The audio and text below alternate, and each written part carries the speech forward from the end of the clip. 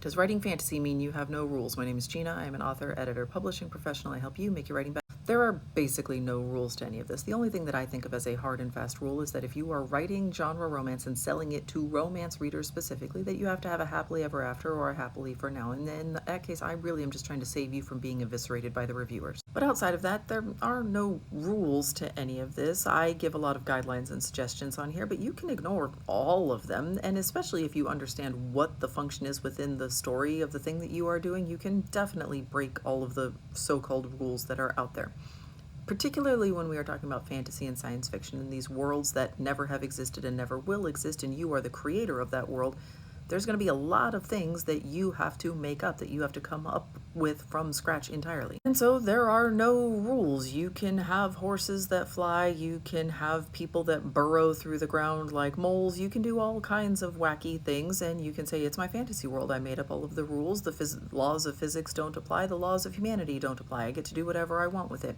But you are still trying to connect with an audience to some degree. Whether you are trying to find community or whether you are trying to make a living off of your words, you are trying to connect with a whole bunch of other people in a really meaningful and important way. And that means that you have to fulfill expectations and you have to tap into those readers' expectations, and the promises that you are making to those readers need to be fulfilled at some point. Now, I personally think that as long as you are fidelis within the world that you have built and you are consistent about the laws that you are breaking within the story, and I do mean like story laws, not like actual laws, don't do crimes, but as long as you are being consistent and fidelis within the world that you are building, that you can get people on board with kind of a lot. But that consistency and that fidelity are the pieces that matter.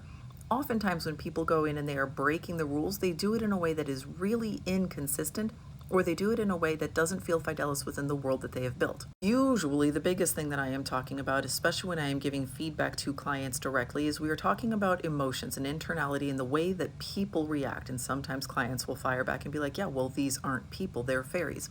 But they're people.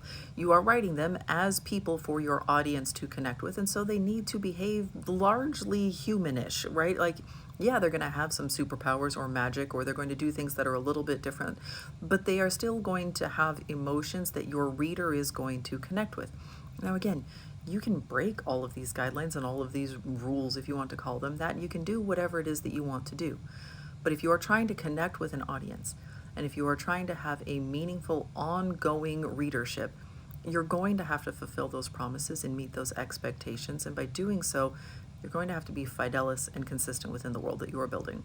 But yeah, do whatever you want. Just do it all the way.